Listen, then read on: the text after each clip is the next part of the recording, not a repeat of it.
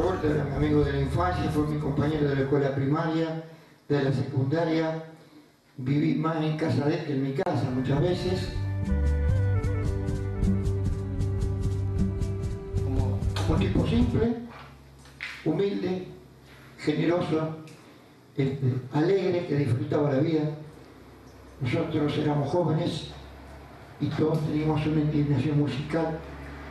A todos nos gustaba Jersey y por supuesto el jazz. La mayoría tocábamos el piano, algunos tocaban acordeón al piano, algún loquito batería, pero Roberto tocaba. Roberto vivía en la calle Corrientes, que iba a Perón, 247.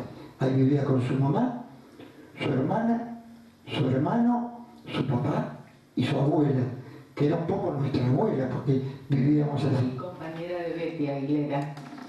También la conocí el primer año y nos hicimos muy amigas. Bueno, ella como alumna era excelente. Era re estudiosa. Nunca se llevaba ninguna materia. Era excelente como compañera. A Juan Carlos Valle, alias Cali, lo conocí cuando empecé primer año del secundario en el Colegio Nacional.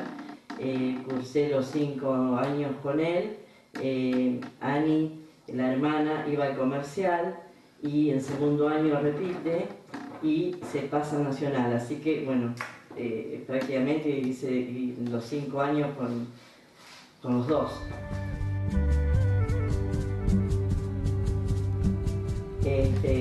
Bueno, Cali era una persona alegre, divertida, siempre haciendo bromas.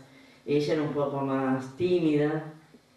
Cali era una persona inteligente, pero siempre estaba pensando en hacer alguna broma. Bueno, era el que nos hacía reír, yo creo, haciendo cosas en el curso.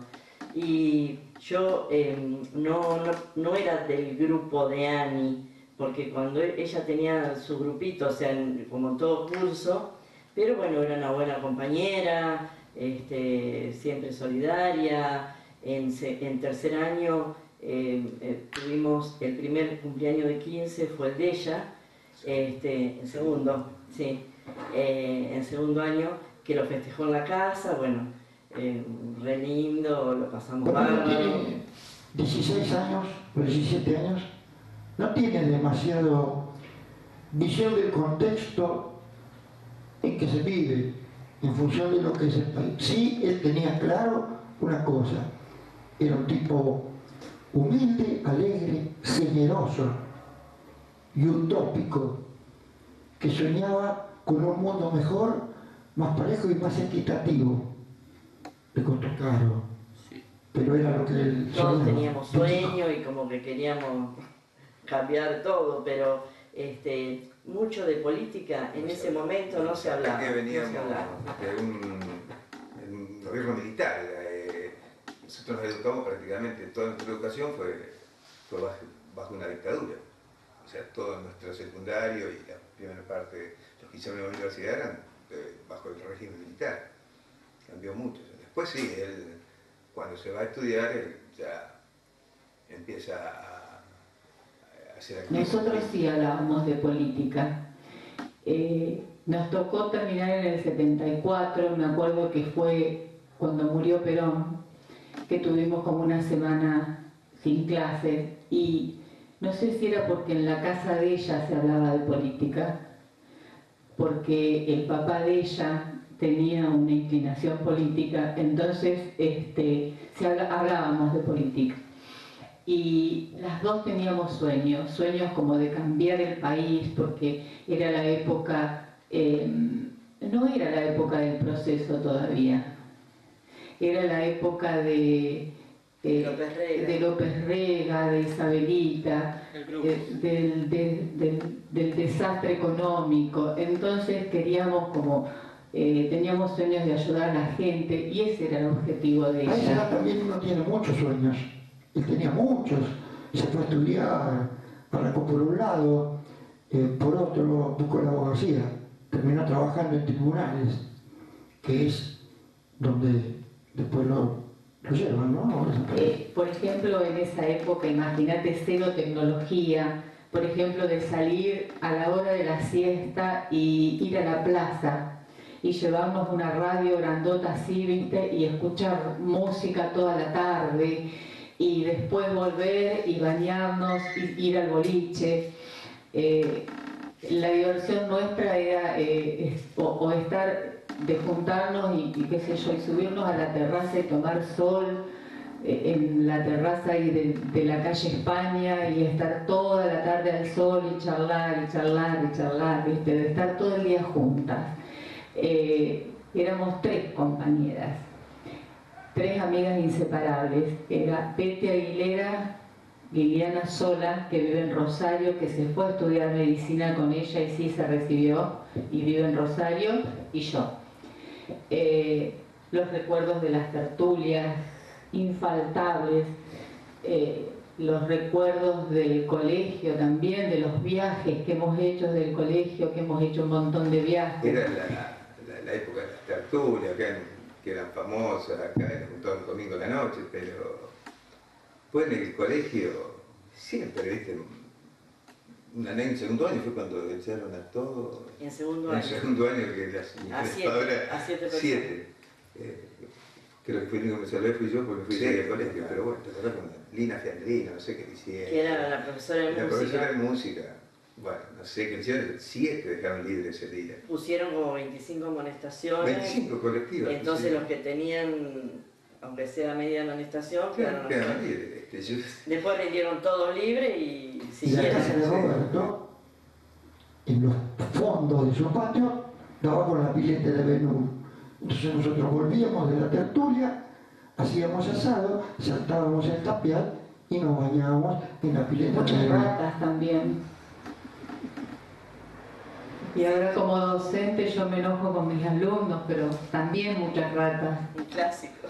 Un clásico. Y la preceptora llamaba a nuestras casas y en esa época no nos cubrían los padres. Si llamaba a la preceptora y le preguntaba por nosotros, decíamos, salió para la escuela.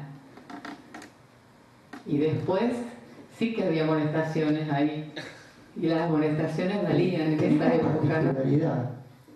Es en una época en que la escuela pública era fundamental. Y la diferencia entre los que tenían y no teníamos, no se notaba. Porque nuestros compañeros eran los hijos del doctor, Ferreras Alsina, Mujica, de los empresarios, Alejandrito Bulgeroni, de nuestros compañeros. Y todos jugábamos igual, íbamos al patio de la parroquia a jugar, o al parque, mucho a Benú, algunos Ateneos, pero era una época hermosa. Desde el segundo año, creo, segundo, tercer año, el amor de su vida de Betty fue Cali Valle. Y siguió y se fueron a estudiar y fue el amor de su vida. De los dos. De los dos, creo que de los dos. Yo me voy a estudiar con ellos. Ani seguía psicología y Cali medicina. Es decir, yo estaba también en Rosario, así que nos veíamos. Y ahí Cali tenía sus ideas políticas, que en cierta forma yo las compartíamos todo, pero bueno, él como que, igual que las chicas, pero no era digamos, repartían panfletos, ayudaban a la gente de las villas, pero tampoco no era que salían a matar gente. Hasta que en el 77 yo me entero, estando en Rosario, me encuentro con Juan Aguilera y con el escribano 10 y me preguntan si no las había visto porque no las podían encontrar y bueno, después me entero que habían ido a la morgue y estaban las chicas ahí. Bueno, sé que después las trajeron acá, pero no sé más nada de eso. Bueno, y Cali ahí es como que ahí empezó a tener una intervención más dura, digamos, hasta yo me lo encontré 10 días antes, a él lo habían convocado al servicio militar, y yo, un día abajo de donde yo vivía, en Alvear y Tucumán, en el departamento, y él estaba esperando un ómnibus, y me dio un abrazo, y bueno, me saludó, y fue la última vez que lo vi. Y después yo no me pude ir a estudiar, porque en mi casa no me pudieron mandar a estudiar, y ella sí se fue a estudiar medicina. Y vos sabés que después nos fuimos alejando. Yo no sé si ella no quería contarme cosas o no quería después involucrarme. Cuando vino la época del proceso después, yo cuando me enteraba que ella venía a Rufino, yo me iba a la casa a hablar con ella. Pero ella era como que no quería hablar conmigo. No quería involucrarme o contarme las cosas que hacía, y las cosas que hacía era ayudar a las villas, llevar ropa, llevar comida, pero eso se veía mal en ese momento. Yo estaba en contacto siempre con Roberto y sabía que él militaba de alguna manera. Yo me tengo convencido y tengan la absoluta seguridad que Roberto era capaz, si nunca casó con Riones, era imposible, no iba a tener un arma en la mano, seguro. Él iba por el otro lado, por los filantrópicos, por ayudar, por las villas, por todas esas cosas. A mí me daba mucho miedo, porque lo quería mucho, y él me cuidaba, como todos ellos cuidaban, para no dejarte pegar, pero bueno, nos enteramos que desapareció, buscamos, había muchas hipótesis, siempre uno busca una salida, a lo mejor está vivo, no está, se fue al extranjero. Durante mucho tiempo, no es que me dolió, es que me duele. Él desaparece estando haciendo la colimba. Yo unos días antes comí un asado en casa que él había salido de Franco y él tenía miedo. Sentía miedo que algo le iba a pasar. Fue la última vez que lo vimos. No sé, creo que estaba mi Castello, y estaba Barreto, el flaco Boglioli, y yo no sé quién más, me acuerdo quién más estaba. Él jugaba al fútbol siempre con mi marido, viste, era de Matienzo, sí. Y el último partido que jugaron, creo que fue en la cancha de Sportivo, en el entretiempo, en el medio de la cancha, porque viste, en ese momento no se podía hablar nada, mi marido le dice, ¿te vas a presentar? Y el que hoy es mi marido, era mi novio en aquel momento, y él le dice, sí, ¿no tenés miedo? Sí, tengo miedo, pero me dijeron que me presente y que no me va a pasar nada. Esa fue la última vez que él lo vio.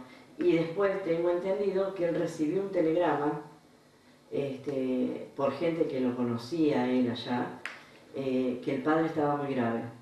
Él salió del regimiento donde estaba y creo que a las 2 cuadras desapareció. O sea, acá nunca llegó. Para mí fue desgarrador. Yo me entero a las 12 de la noche. Estaba acostada, me acuerdo, y fue desgarrador. Me levanté y me vine acá a la casa de Juan Aguilera y me quedé ahí. Y nada, después tuvimos que ir al cementerio y esperar que trajeran los cajones nada más porque no permitieron nada. Era llegar y ponerlas en el nicho y nada más. No se permitía ni velorio ni nada. Nunca me acuerdo de lo triste. Cuando nosotros íbamos a cumplir 50 años de egresado del Colegio Nacional, una semana antes, descubrieron dónde estaban los restos de Roberto, que fue para nosotros un gran alivio. Bueno, al menos sabemos cómo fue, porque desapareció él, su auto, no apareció nada. Pero estas cosas no siempre las tiene que recordar con alegría. Yo me acuerdo de todas las cosas buenas, las malas, pensar en el sufrimiento. El terrorismo de Estado es injustificable.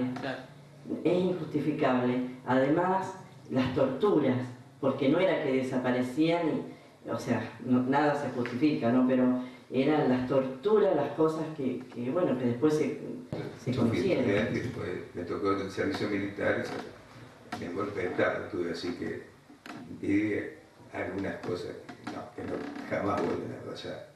La verdad que secuestrar gente, sí, los militares. Yo nunca vi nada, pero estábamos en los operativos. En los operativos. Sí, eso no tiene que volver a pasar jamás. Yo siempre lo recuerdo con mucha alegría. Suelo hablar o tener comunicación con su hermana, que es la única que vive, Lidia, que para nosotros era la nena de la casa, y una chica extraordinaria. Él se jugó entero por su hermana.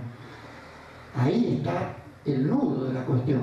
Él trabajaba en tribunales y le chupan a su hermano y él se pone loco y empieza a investigar y él desapareció. Yo creo que nunca más nos tiene que volver a pasar. Yo creo que el pueblo tampoco lo permitiría.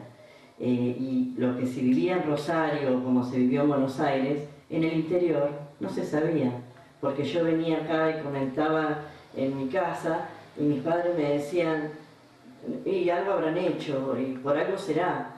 Yo les decía, no, porque desaparecieron gente conocida mía que vivía conmigo en una pensión donde yo estaba, que no tenían nada que ver, o eran como estos chicos que pretendían ayudar a la gente. Yo no estoy hablando en nombre de Aníbal, estoy hablando en nombre de todos mis compañeros, que no tienen la palabra, pero sé que la mayoría de los casos piensan exactamente igual que yo. Fue un tipo extraordinario, un lúdico, todo era un juego para él. Entró en un terreno que iba acorde a su pensamiento, se jugó por sus principios. Bueno, desgraciadamente pagó caro, pero siempre lo vamos a recordar con alegría.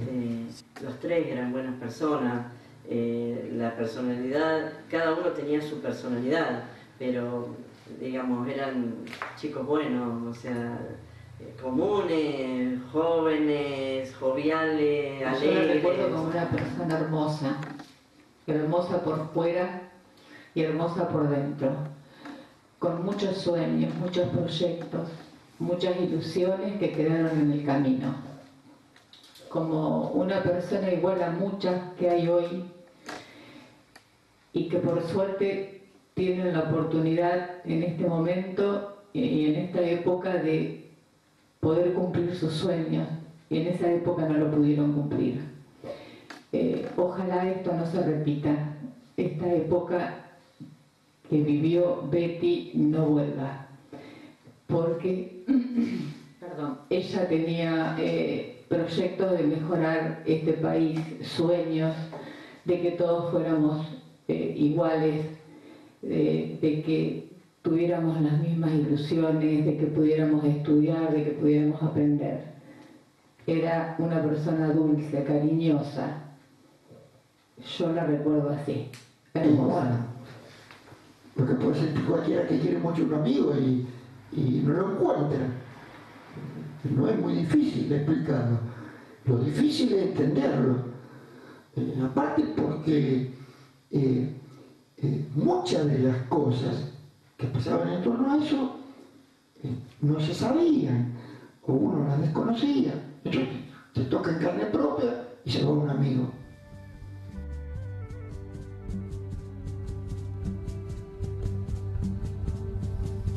Si me voy antes que vos, si te dejo en estas tierras, no te asustes de la noche, que en la noche vivo yo. Si me voy antes que vos, si es así que está dispuesto, quiero que tus noticias hablen del aire y del sol. Quiero que siempre recuerdes lo que dijimos un día, que cada vez que te ríes río contigo, mi amor. Y no te olvides de algo que se adivina en la vida, y es que la vida misma es un